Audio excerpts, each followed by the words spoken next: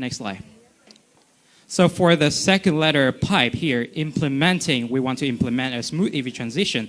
So we want to try to transition as much as possible routes to EV from diesel based on the priority of cost per kilometer. So this is, we want to make sure that it satisfies the constraint of quota and distance.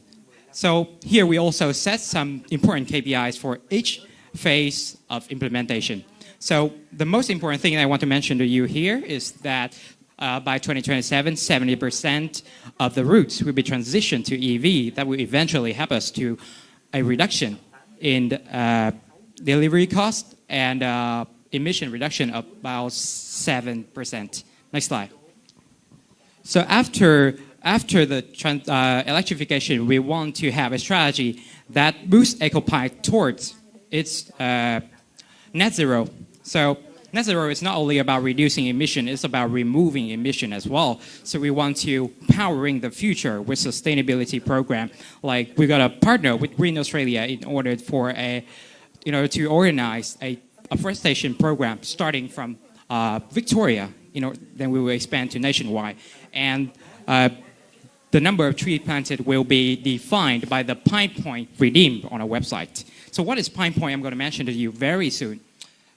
For the second part, embedding sustainability into our operations, we want to make a change in EcoPipe business model, which is reverse logistic. We got to collect the pipe, the broken and prematurely retired pipes from our customer so that we can take it back to our factory for recycling or repurposing. Take it back for repurposing or recycling, not our factory. So I also want to take a note here that we want to give customer Pine Point for things they traded to us. Like they can be used to trade our product on our website. So with that, we also introduced the Pipe Initiative, a new section on our website that customer can use to exchange Pine Point, contact us to collecting their pipes, and also read news on our sustainability and programs. Next slide. So with that, we expect EcoPipe to have 70% emission reduction by 2030 and 21% in delivery cost reduction. But that's not only about the numbers. We want to create a sustainability image to our customers. And with the vision that EcoPipe by 2050 will be a business that not only capture the sustainability demanding customer, but also the net zero. And that is due to pipe. So, next slide. That's the idea. Thank you. Congratulations to your presentation. Và 15 phút thuyết trình của đội The Dynamos đã kết thúc. Các bạn đã sẵn sàng cho phần Q&A đến từ ban giám khảo chưa? Yes. Right now, 15 minutes for the Q&A. Start now.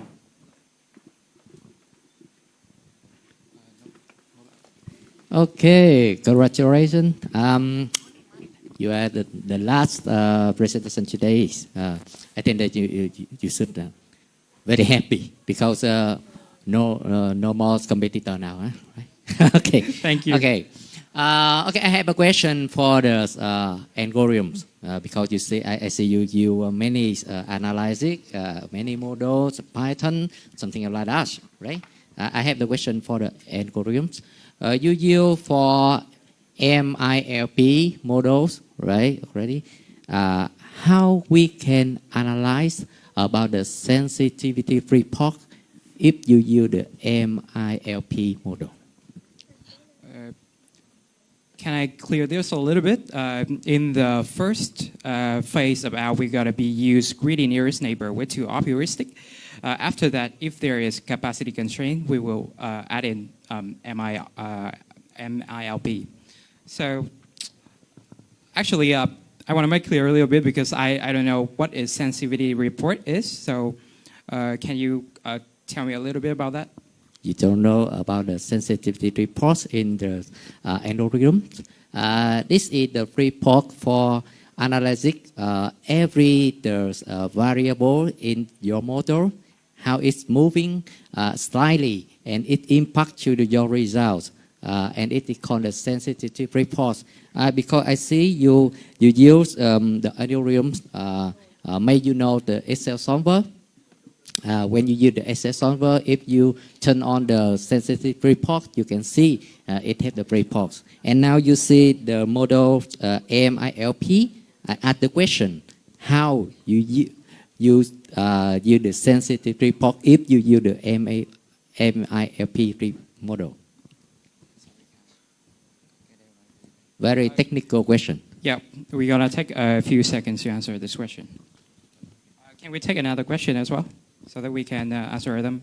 Okay. Can we take another question so that we can try to discuss? Okay.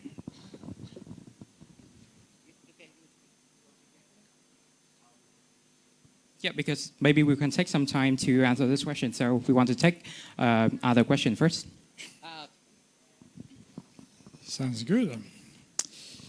You're saying about vehicle optimization. So 94% of pressure pipes are delivered by LTL, and then 47% of DWV pipes are delivered by LTL.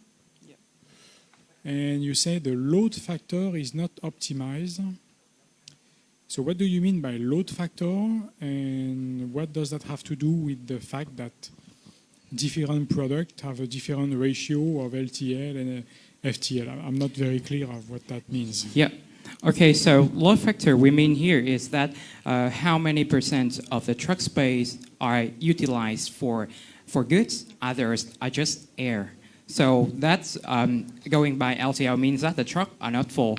So we want to try to consolidate it. Last time I checked, LTL means you can ship whatever volume, and you will be charged per kilo or per CBM. So you don't have to care about the truck fill rate or the, you call it load factor, because that's not your responsibility. Thank you for your question. Well, as we have researched it as well as the data is provided for us, you talk about LCL, right?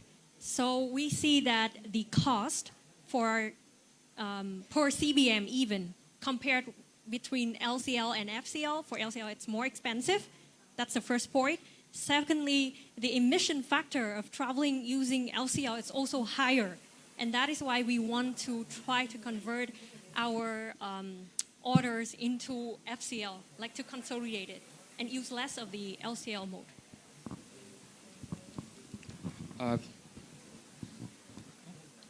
Okay, so we want to go back to Mr. Ngọc question. So here we want to claim again that the MILP is just our risk mitigation problem if in the future it has encountered some problem related to capacity. But yeah, so right now we does not have like any information about it. Okay, the answer is you cannot do the sensitivity report because you use the integral variable. Right now. You can research again. Okay? Yeah, right now.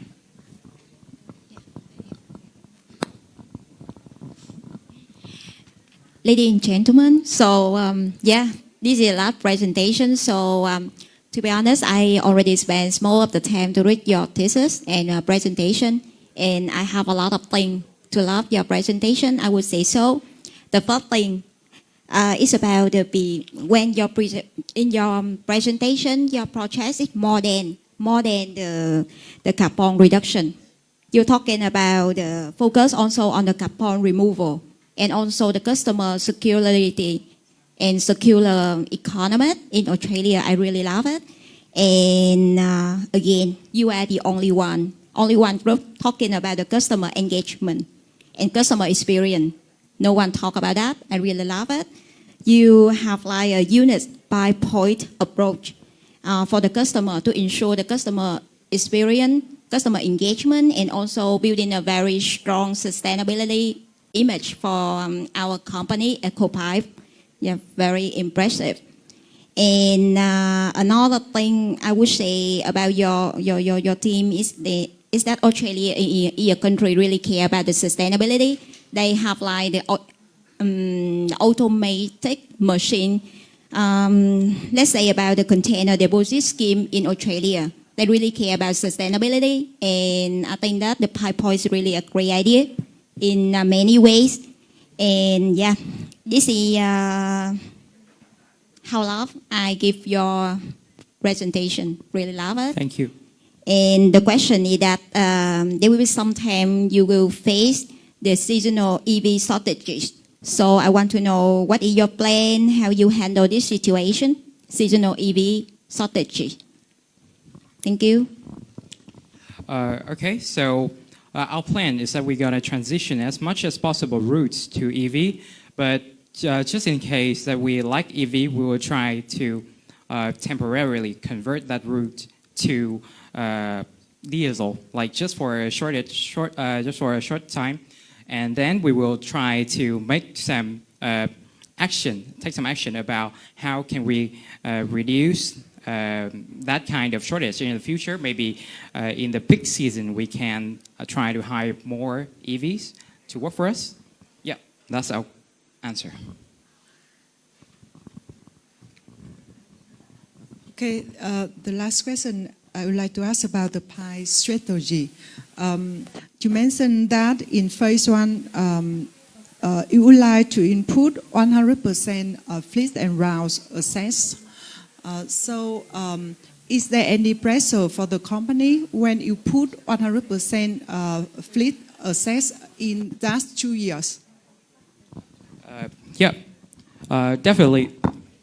Okay, definitely this is some kind of constraint for us because our fleet is really big. It's nationwide.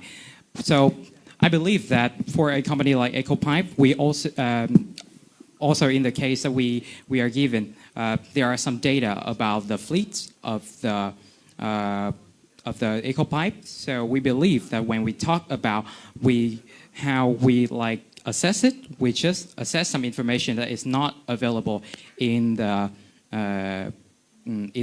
data set, such as like the capacity of the truck, or is it like the type that consume more diesel or less diesel. So I believe that with that less information provided, we still have some kind of we will still need some kind of financials, some kind of money in order to fully assess it. But that's much less than conducting a comprehensive assessment. Yeah, because we still have time, so can I have one more question? Yeah. Also, in phase one, you targeted to have 90% driver to be trained. So why you don't consider about 100%? Can I take the question again? Sorry. Yeah. In phase one, you mentioned that you targeted to have 80% driver to be trained, so that you can make the transition. So, is there any difficulty for you not to input 100%? Yeah, because we believe that for truck it's like our asset, so we can assess it much more easily. But for drivers, they are just some type of labor. Maybe they are third parties, so we cannot. We believe that that's 80 is just a kind of some numbers that looks more like the reality, because in reality we cannot really assess 100% of them, because some of them may be from the third parties, some of them may just quit the job. So there should be some kind of thing. That's why we set that target. But because I'm also a driver, so I don't know how can there will be difficulties when you change into EV. Yeah, actually. The thing I don't see any difficulties here. The thing that we want to train them is not about how to drive an EV. The thing that we're about to train them is how the new route we apply, the new DC, so that will lead to new route, and with our route optimization, the thing that we train them here is not only about the EV, it's also about which is a new route and why, what is the purpose of doing that. So what will you do with the remain 20% drivers? That 20% drivers, we believe, is that because we are currently transitioning. Because the EV limitation, we are only being able to transition fleet route with a limitation of distance. We cannot go for more than 400 kilometers. So we believe that those 20% drivers is from the long haul route. So we don't need to transition them. Okay, thank you. Yeah. Yeah, maybe one last question. We have 2 minutes. You talked about the impact of extreme weather. Yeah, when you did your demand, you said the extreme weather might impact the demand. When there is extreme weather, and in Australia there is extreme weather, floods, drought, yeah? When there is extreme weather, do we need more pipes or less pipes? You mean that we will stock more pipes or less pipes in case of extreme weather? No, the demand will increase or decrease? We'll take about 20 seconds.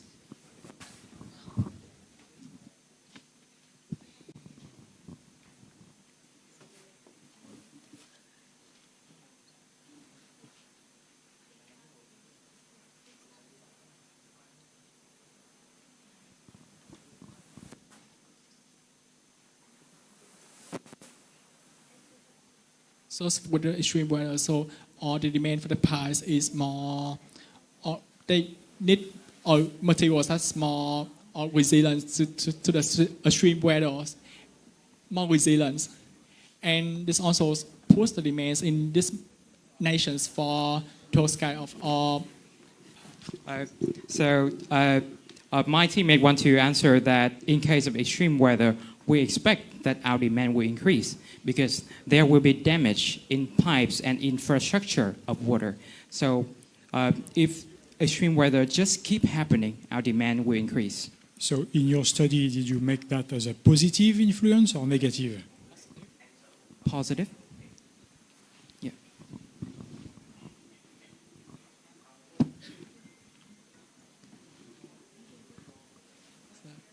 If there's any question? Just a compliment. The storytelling was really good. The way you structure your story and you tell it, it was impressive. Thank you. Thank you. Congratulations, the Dynamos, who have your answer the questions from the judges. Thank you so much. Xin chúc mừng đội The Dynamos đã hoàn thành xuất sắc phần thi của mình và xin cảm ơn đội thi. Các bạn có thể quay trở về vị trí của mình. Ladies and gentlemen, you have just watched performances from the 4 best teams of Exhibition 2025. And after watching the 4 presentations, one of the special parts is that all of you can vote for your favorite team tonight. Which one is your most favorite? Now, allow me to explain the voting rule to you. Quý vị và các bạn thân mến, chúng ta vừa được thưởng thức những phần thi trình bày đến từ các đội thi tiêu biểu của cuộc thi Estimation 2025. Mỗi đội mang đến những ý tưởng sáng tạo, tinh thần đồng đội cũng như là khả năng trình bày ấn tượng, góp phần tạo nên một vòng chung kết đầy màu sắc và cảm xúc. Ngay lúc này